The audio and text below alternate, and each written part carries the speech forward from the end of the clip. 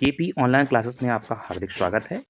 मैं कुलदीप वर्मा आपका तहे दिल से स्वागत करता हूं। जितने भी साथी हमारे नए जुड़ रहे हैं, वो सभी लोग चैनल को सब्सक्राइब कीजिए और बेल आइकन को दबा दीजिए ताकि जो और नए वीडियो बनाएँ हम, वो तुम्हारे पास आ सकें।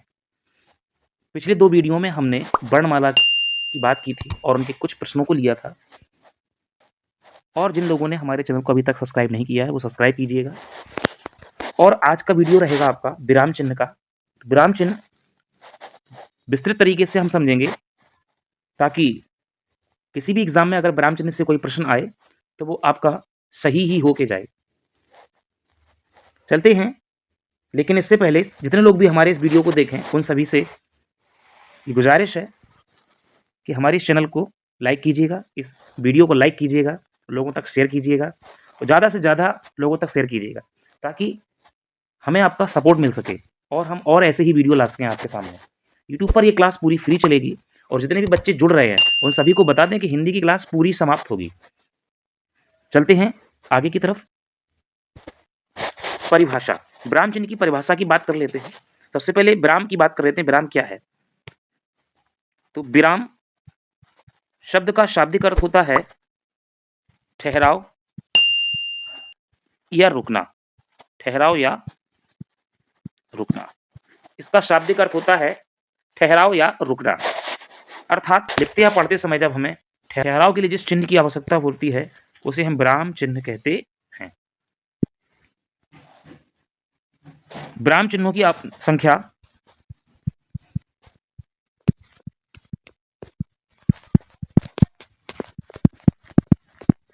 विराम चिन्हों की संख्या विराम चिन्हों की संख्या की अगर बात कीजिएगा तो विराम चिन्हों की संख्या 20 है। 20 है। अगले पेज की तरफ चलते हैं। इनके अनुसार विराम चिन्हों की संख्या 20 है। इनके अनुसार विराम चिन्ह अंग्रेजी भाषा से हिंदी भाषा में लिए गए हैं। अंग्रेजी भाषा से हिंदी भाषा में लिए गए हैं। कामता प्रसाद गुरु के अनुसार अगर बात की जाए तो इनके अनुसार जो विराम चिन्ह है वो अंग्रेजी भाषा से हिंदी भाषा में लिए गए हैं। बात करते हैं विराम चिन्हों की। थोड़ा सा विराम चिन्हों के बारे में जान लेते। एग्जाम में जो विराम चिन्ह आते हैं उनके बारे में थोड़ा सा जानेंगे। जैसे पहला विराम चिन्ह है अल्पविराम। अल्पविराम के बारे में बात करते हैं। अल्पविराम क्या है? अल्पविराम की अगर बात की जाए तो इस चिन्ह का याद रखिएगा, पेपर में पूछा जाता है कि दिए गए विकल्प में कौन सा चिन्ह अल्पविराम है, तो आप इसी विकल्प को टिक कीजिएगा। अगर विकल्प मिल जाए आपको ये चिन्ह, अल्पविराम का चिन्ह ये होता है। अब इसका प्रयोग थोड़ा सा समझेंगे, अल्पविराम का प्रयोग क्या होता है। तो अल्पविराम का प्रयोग थोड़ा समझेंगे। क्या है अल्पविराम का प्रयोग? किसी प्रकार की संज्ञा का प्रयोग है किसी वाक्य में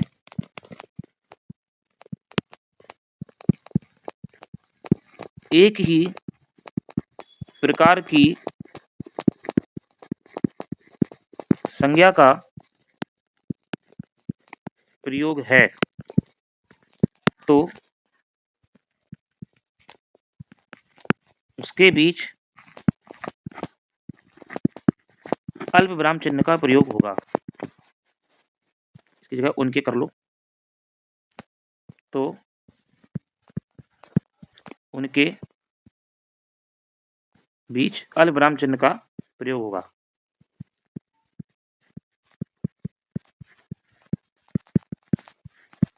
इस बात का विशेष ध्यान देना। उदाहरण जैसे है, इसका उदाहरण समझाएंगे कैसे होगा।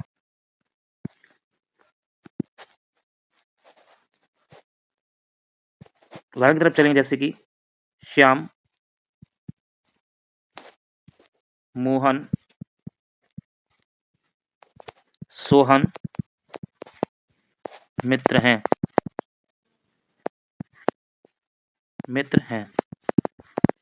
इसका ये वाक्य लिखा हुआ है। तो श्याम, मोहन और सोहन, तो तीनों संज्ञा जो हैं एक ही प्रकार की हैं, तीनों व्यक्तिवाचक संज्ञा हैं, तो इनके बीच अल्पविराम चिन्ह का प्रयोग हो गया है। अब शुद्ध रूप में लिखने के लिए श्याम और मोहन अंतिम संज्ञा से पहले और का प्रयोग किया जाता है, और या तथा का। इस बात का भी विशेष ध्यान देना है। और या तथा का अंतिम संज्ञा शब्द से पहले अगर लगातार एक ही प्रकार की संज्ञा का प्रयोग है, लगातार एक ही प्रकार की संज्ञा का प्रयोग है, तो अंतिम संज्ञा के पहले, सोहन अंतिम संज्ञा है, जिसके पहले और या तथा का प्रयोग होगा। याद रखना इस बात को। थोड़ा सा और समझेंगे इसके बारे में, थोड़ा सा और समझेंगे इसके बारे में। यदि किसी वाक्य में अव्यय का प्रयोग है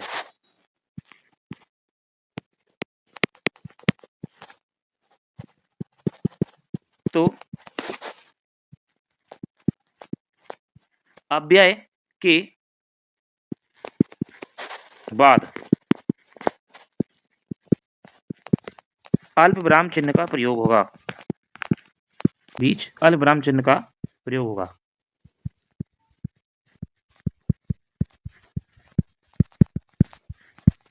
इस बात का विशेष ध्यान देना। उदाहरण जैसे है, इसका उदाहरण समझाएंगे कैसे होगा। उदाहरण की तरफ चलेंगे, जैसे कि श्याम मोहन सोहन मित्र हैं। इसी इसका बात, ये वाक्य लिखा हुआ है। तो श्याम मोहन और सोहन, तो तीनों संज्ञा जो हैं एक ही प्रकार की हैं, तीनों व्यक्तिवाचक संज्ञा हैं, तो इनके बीच अल्प विराम चिन्ह का प्रयोग हो गया है। शुद्ध रूप में लिखने के लिए श्याम और मोहन अंतिम संज्ञा से पहले और का प्रयोग किया जाता है, और या तथा का। इस बात का भी विशेष ध्यान देना है। और या तथा का अंतिम संज्ञा शब्द से पहले अगर लगातार एक ही प्रकार की संज्ञा का प्रयोग है, लगातार एक ही प्रकार की संज्ञा का प्रयोग है, तो अंतिम संज्ञा के पहले, सोहन अंतिम संज्ञा है, जिसके पहले और या तथा का प्रयोग होगा। याद रखना इस बात को। थोड़ा सा और समझेंगे इसके बारे में। यदि किसी वाक्य में अव्यय का प्रयोग है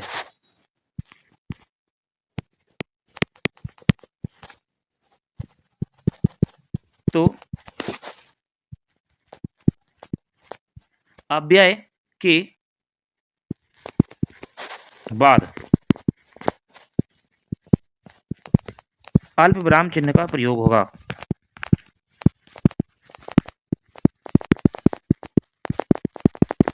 अब इसका क्या है, उदाहरण समझेंगे। मैं सोहन के घर गया परंतु वह वहां नहीं था। तो ये लगा अव्यय, और इसके तुरंत बाद लगाया गया है अल्प विराम चिन्ह। जब किसी वाक्य में अव्यय का प्रयोग है तो अव्यय के बाद अल्प विराम चिन्ह का प्रयोग होगा। समझ गया? सभी लोग सारे पॉइंट लिखेंगे। मेरे चैनल को लाइक कीजिए, सब्सक्राइब कीजिए जो लोग नए जुड़े हैं। किसी व्यक्ति की उक्ति या संवाद के लिए भी इस चिन्ह का प्रयोग होता है। जैसे उदाहरण है, उदाहरण दिया गया है, गांधी जी ने कहा, ये अल्प विराम चिन्ह का प्रयोग हो गया। अब इनकी उक्ति ये जैसे आएगी इधर पर, करो या मरो, इस तरह से विराम चिन्ह का प्रयोग होता है। अल्प विराम चिन्ह का जैसे ये प्रयोग हो गया है, तो यहाँ पर अल्प विराम चिन्ह का प्रयोग होगा। किसी की उक्ति, एक संवाद को लिखने के लिए, जैसे गांधी जी ने कहा करो या मरो, तो इस संवाद को लिखने के लिए इस चिन्ह का प्रयोग किया जाएगा।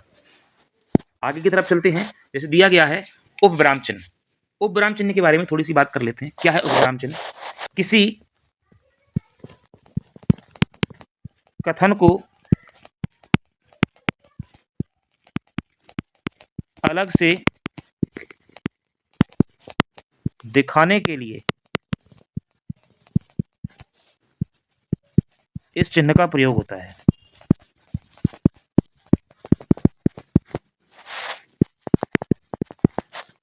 इस चिन्ह का प्रयोग होता है। किसी कथन को अलग से दिखाने के लिए इस चिन्ह का प्रयोग होता है। किसी कथन को अलग से दिखाने के लिए इस चिन्ह का प्रयोग होता है। याद रखिए, ये समझ गए होंगे आप। उपविराम चिन्ह ऐसे होता है, उपविराम चिन्ह, ठीक है, लिखा भी है, बना भी है इसमें, ठीक है। आगे चलते हैं, जैसे उसका उदाहरण क्या होगा। उदाहरण है जैसे विज्ञान, विज्ञान वरदान या अभिशाप, विज्ञान वरदान या अभिशाप। ऐसे कथन को अगर किसी को अलग से दिखाना है तो इस चिन्ह का प्रयोग कर सकते हैं। जैसे एक फिल्म भी थी, गदर एक प्रेम कथा। इस तरीके से दिखाने के लिए हम इस चिन्ह का प्रयोग करते हैं। चलते हैं आगे की तरफ। अर्धविराम चिन्ह, अर्धविराम चिन्ह क्या है। अर्धविराम चिन्ह होता है, ये चिन्ह बना है इसका अर्ध। तो आगे चलते हैं, इसमें देखेंगे अर्धविराम ऐसे वाक्यों को जोड़ता है जो स्वतंत्र होते हैं। अर्धविराम ऐसे वाक्यों को जोड़ता है जो स्वतंत्र होते हैं। जैसे उदाहरण है,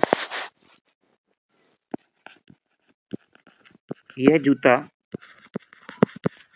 ज्यादा दिन नहीं चलेगा। इसके बाद यह अर्धविराम का चिन्ह लग गया। इसी में लिखेंगे यह काटता, आगे की तरफ लिखेंगे, इधर जगह नहीं है, यह काटता है। इस तरीके से अर्धविराम चिन्ह का प्रयोग किया जाएगा, ठीक है।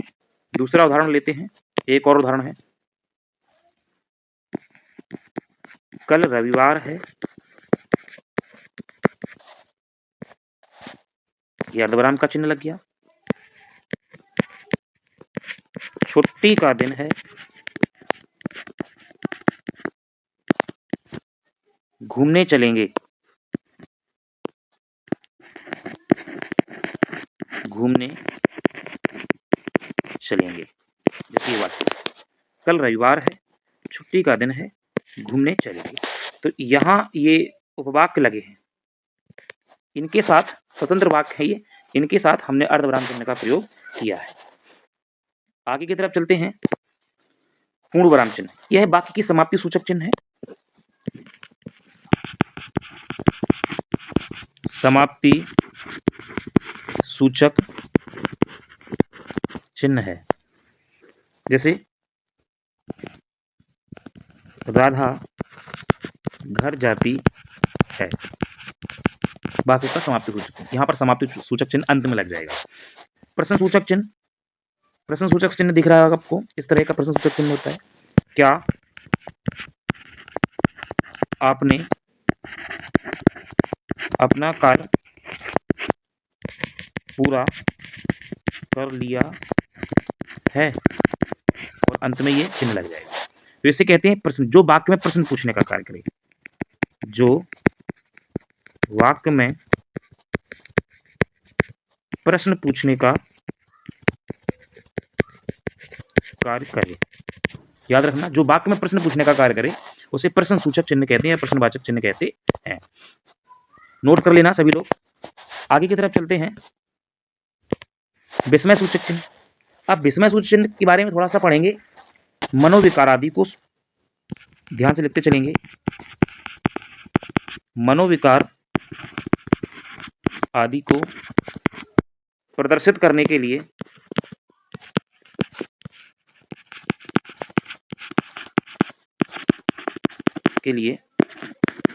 इस चिन्ह का प्रयोग होता है।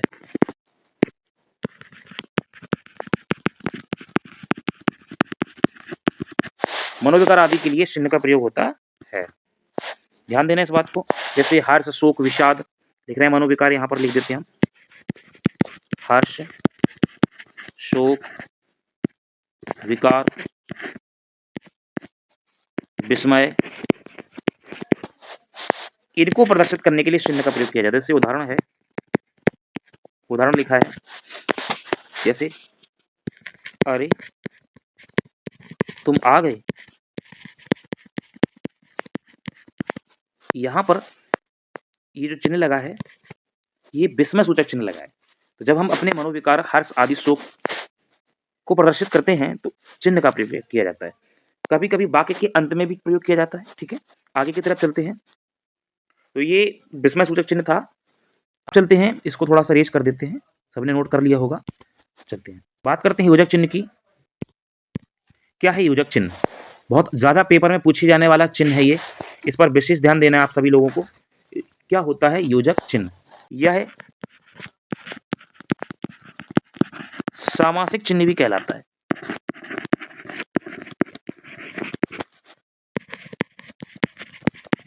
ध्यान देना है, यह सामासिक चिन्ह भी कहलाता है। समास के बीच में लगता है, सामासिक पदों के बीच में लगता है, इसलिए इसको सामासिक चिन्ह भी कहते हैं। आगे की तरफ चलते हैं, इसकी कुछ महत्वपूर्ण पॉइंट है, उन्हें नोट करेंगे आप सभी लोग। विपरीतार्थी शब्दों के बीच कहाँ इसका प्रयोग होता है? विपरीतार्थी शब्दों के बीच, जैसे रात दिन, सुबह शाम,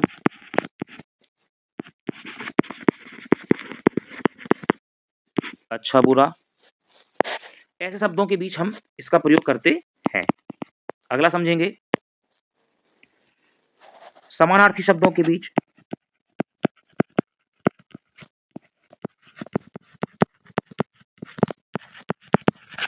समानार्थी शब्दों के बीच भी इसका प्रयोग होता है, जैसे कपड़ा लत्ता, धन दौलत। कपड़ा और लत्ता दोनों समानार्थी हैं, धन दौलत ये भी समानार्थी है।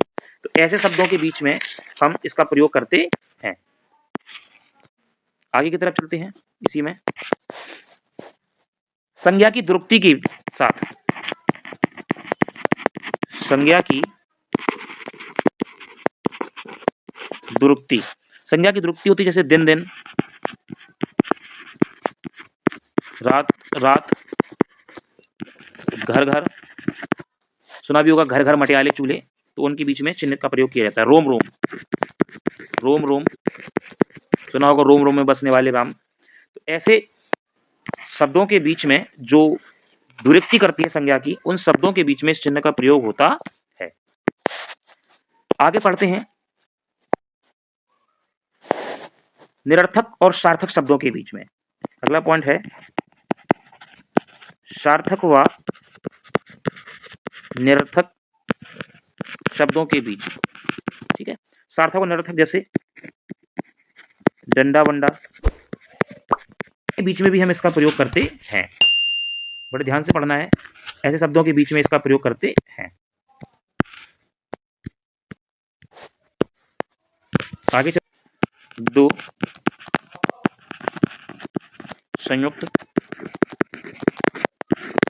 क्रियाओं के बीच, संयुक्त क्रियाओं के बीच। ठीक है, जैसे मारना पीटना,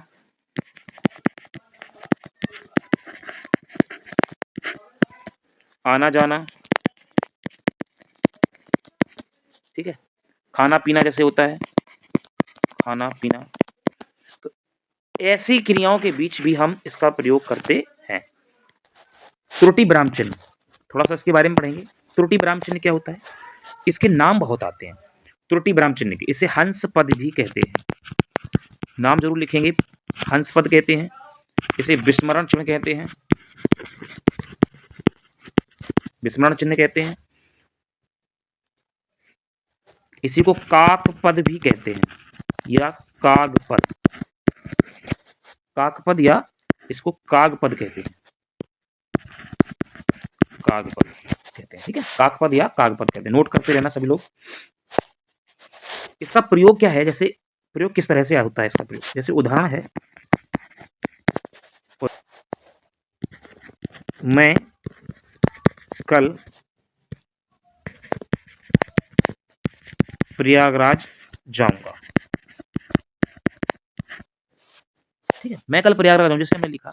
अब लिखते समय, जैसे मैं कल प्रयागराज जाऊंगा, ये जब मैं लिख रहा था तो मैं भूल गया, यहाँ मेला देखने, तो हमने इस चिन्ह का प्रयोग कर दिया। ये लग गया अपना विराम चिन्ह, त्रुटि विराम चिन्ह। जैसे एक उदाहरण और ले लेते हैं। जैसे मैं मौसी के घर गया था। जब मैं ये लिख रहा था तो मैं भूल गया, विस्मरण हो गया, मुझे विस्मरण हो गया, तो मैंने बताया शादी में। तो जब आप त्रुटि कर लेते हैं, गलती हो जाती है, आप उसको सुधारने के लिए इस चिन्ह का प्रयोग किया जाता है, शादी में। इस तरीके से आप इस चिन्ह का प्रयोग करते हैं। आगे की तरफ चलते हैं। जैसे लिखा है विवरण चिन्ह। विवरण चिन्ह क्या है समझेंगे।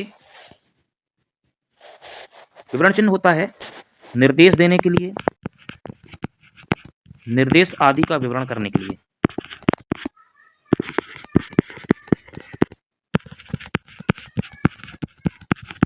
निर्देश आदि का विवरण करने के लिए इस चिन्ह का प्रयोग किया जाता है।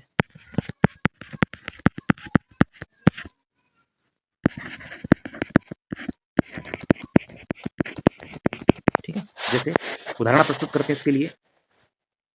विवरण चिन्ह की बात कर रहा हूं मैं। इसका एक पॉइंट और है, उसको बड़े ध्यान समझेंगे, फिर दोनों का उदाहरण आपको बता देंगे। किसी विषय की जानकारी देने के लिए या उसके बारे में विवरण देने के लिए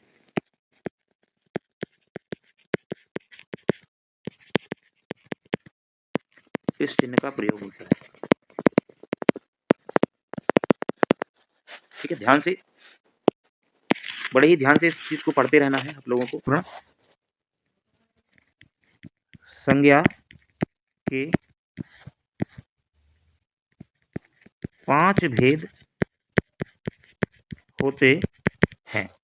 तो इस तरीके से हमने चिन्ह लगा दिया और पांचों के 1 2 3 4 5 पांचों के नाम लिख दिए। तो इस तरह से हमने विवरण दे दिया उसका। तो इस विवरण देने के लिए, किसी की जानकारी देने के लिए इस चिन्ह का प्रयोग किया जाता है। तो नोट करते रहना है आपको। आगे की तरफ चलते हैं। इसको साफ करके निर्देशक चिन्ह की तरफ बात करते हैं। निर्देशक चिन्ह की क्या होता है। निर्देशक चिन्ह किसी के कहे गए निर्देश को दिखाने के लिए, किसी के कहे गए निर्देश को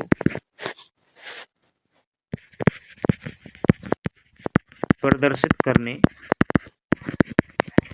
के लिए इस चिन्ह का प्रयोग होता है। निर्देश को प्रदर्शित करने के लिए इस चिन्ह का प्रयोग होता है। इस बात का आप विशेष ध्यान दीजिएगा। निर्देश को प्रदर्शित करने के लिए, जैसे कि सुभाष चंद्र बोस ने कहा,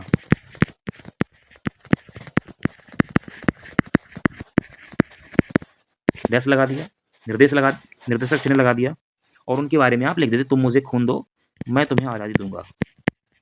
तुम मुझे खून दो और मैं तुम्हें आज़ादी दूंगा। इस तरीके से लिख देते हैं। तो ये किस प्रकार के चिन्ह का प्रयोग हो रहा है। यहाँ पर निर्देशक चिन्ह का प्रयोग हो रहा है। यहाँ पर भी निर्देशक चिन्ह का प्रयोग आप कर सकते हैं।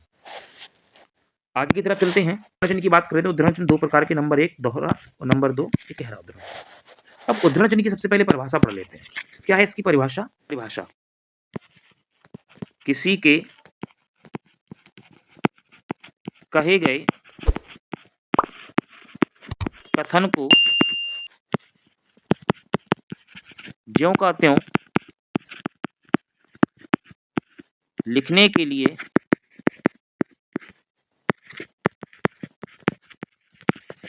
इस चिन्ह का प्रयोग होता है। किसी के कथन को ज्यों का त्यों लिखने के लिए इस चिन्ह का प्रयोग होता है। ध्यान देना है, ज्यों का त्यों लिखने के लिए इस चिन्ह का प्रयोग होता है। ज्यों का त्यों,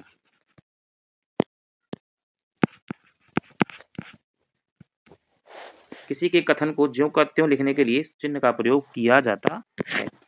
ज्यों का त्यों। जैसे उदाहरण की तरफ चलते हैं। क्या है इसके लिए उदाहरण। नेक्स्ट पेज की तरफ चलते हैं। सबसे पहला है एक गहरा उद्धरण चिन्ह। गहरा उद्धरण चिन्ह, ये एक ही होता है। दोहरा उद्धरण चिन्ह दोहरा ऐसा होता है, दोहरा उद्धरण चिन्ह ये होता है और एक गहरा उद्धरण चिन्ह ये होता है। बात करते हैं एक गहरे उद्धरण चिन्ह की। एक गहरे उद्धरण चिन्ह में क्या है, किसी अक्षर या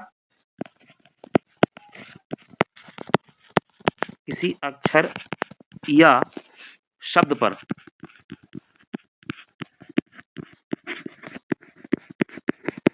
विशेष बल देने के लिए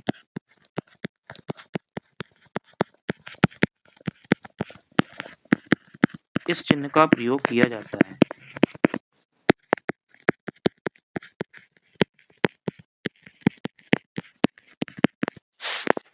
किसी अक्षर या शब्द पर विशेष बल देने के लिए चिन्ह का प्रयोग किया जाता है। जैसे उदाहरण प्रस्तुत करेंगे इसके लिए, उदाहरण है जैसे लता मंगेशकर एक प्रसिद्ध संगीतकार थी, तो उदाहरण लिखा है। तो इसके लिए हम चिन्ह का प्रयोग करेंगे इस तरीके से, एक गहरे उद्धरण चिन्ह का प्रयोग करेंगे। ये हो गया। आगे की तरफ चलते हैं, एक उदाहरण और है, सौरभ चौबे एक प्रसिद्ध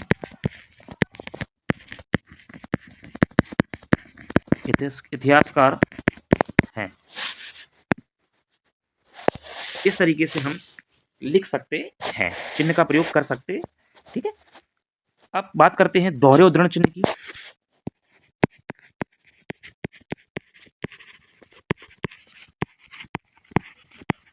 दोहरा उद्धरण चिन्ह क्या है, इसको डबल इन्वर्टेड कॉमा कहते हैं। इस तरीके का होता है दोहरा उद्धरण चिन्ह। चिन्ह हम पहले ही बता चुके हैं, इस तरीके से ये लगा हुआ दोहरा उद्धरण चिन्ह, ये गहरा उद्धरण चिन्ह है। दोहरा उद्धरण चिन्ह, दोहरा उद्धरण चिन्ह की बात करेंगे, इसका प्रयोग किसी के कथनों को अपने शब्दों में कहने के लिए किया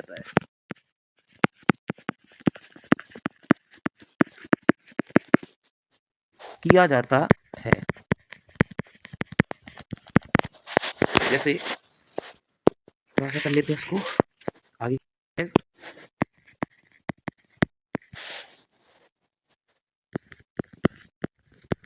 रोहन ने कहा मैं बाजार जा रहा हूं, और ये बंद कर दिया। तो इस जगह जो हमने चिन्ह का प्रयोग किया है, ये दोहरा उद्धरण चिन्ह है। आपने इंग्लिश में डायरेक्ट में पढ़ा भी होगा, इस चिन्ह का प्रयोग बहुत किया जाता है। अगले प्रश्न की तरफ चलते हैं। लाघव चिन्ह है ये, इसे संक्षिप्तीकरण या संक्षेप सूचक चिन्ह कहा जाता है। संक्षेप सूचक चिन्ह, संक्षिप्त सूचक चिन्ह कहा जाता है इसको। देखिए, जैसे हम डॉक्टर लिखते हैं, इसको हम संक्षेप में ऐसे लिख सकते हैं। जैसे हम उत्तर प्रदेश लिखते हैं, जैसे उत्तर प्रदेश लिख सकते हैं। तो ये चिन्ह जो है ये लगा है, ये है संक्षेप सूचक चिन्ह, ये संक्षेप सूचक चिन्ह, ठीक है। आगे की तरफ चलते हैं, दिया गया है विकल्प सूचक चिन्ह।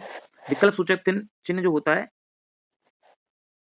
इसके बारे में दो में से किसी एक को चुनने के लिए इस चिन्ह का प्रयोग किया जाता है। नोट कर लेंगे, दो में से किसी एक को चुनने के लिए विकल्प सूचक चिन्ह,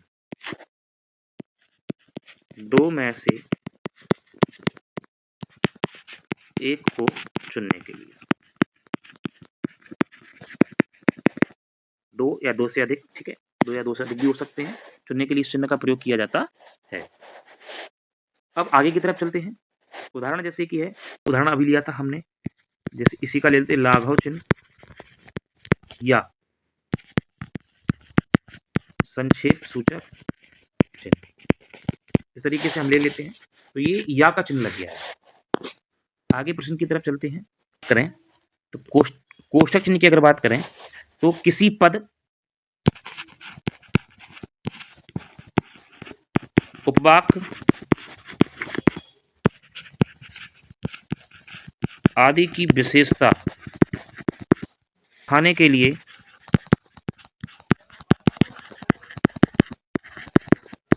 इस चिन्ह का प्रयोग किया जाता है।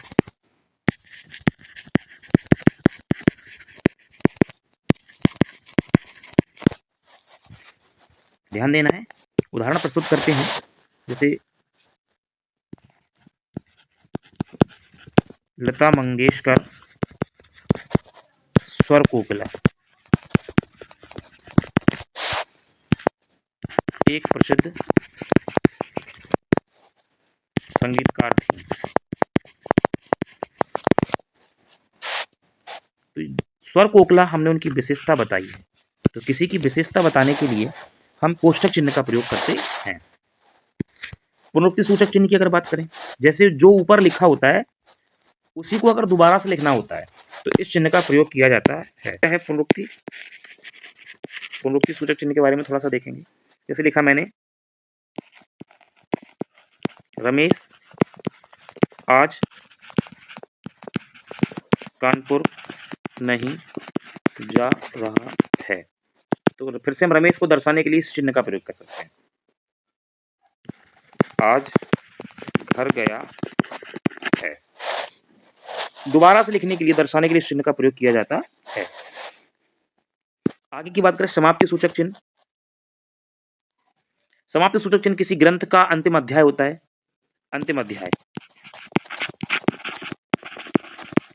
या कहानी का अंतिम सर्ग होता है, अंतिम सर्ग।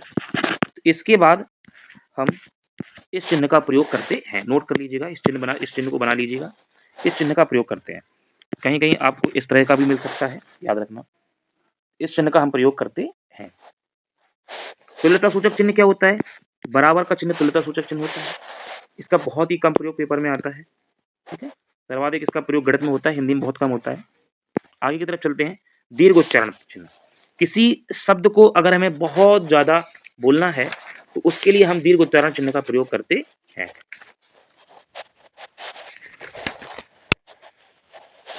दीर्घोच्चारण चिन्ह क्या होता है? दीर्घोच्चारण चिन्ह,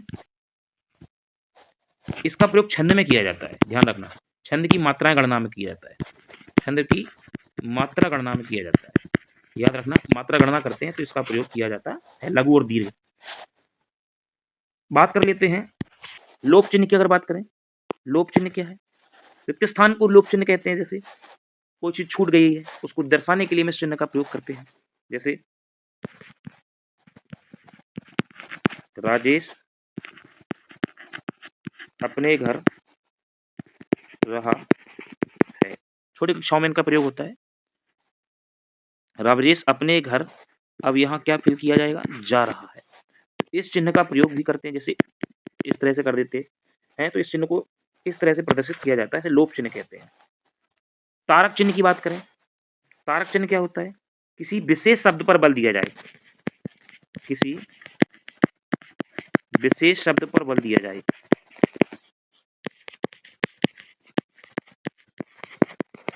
और जो विशेष शब्द है इसका अर्थ उत्तरमाला में या किताब के अंतिम पृष्ठ पर मिलता है, शब्दावली के रूप में। जैसे कोई शब्दावली है, आपको नहीं पता है, जैसे जीवंतता, आपको जीवंतता का अर्थ पता नहीं है, तो जीवंतता का अर्थ प्रदर्शित करने के लिए हमने इसके आसपास इस चिन्ह का इस तरह से प्रयोग कर दिया।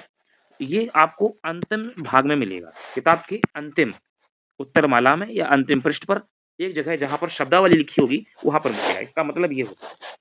तो आशा करते हैं आपको विराम चिन्ह की क्लास अच्छे से समझ में आई होगी, और जिस भी बच्चे को समझ ना आया हो जहां पर भी, वो कमेंट कर दीजिएगा, तो हम आपको दोबारा से कमेंट में लिख करके समझा देंगे, या दिए गए नंबर पर आप कॉल भी कर सकते हैं। धन्यवाद। और अभी तक अगर किसी ने चैनल को सब्सक्राइब नहीं किया है तो वो सब्सक्राइब कीजिएगा, लाइक कीजिएगा और बेल आइकन को दबा दीजिए। धन्यवाद।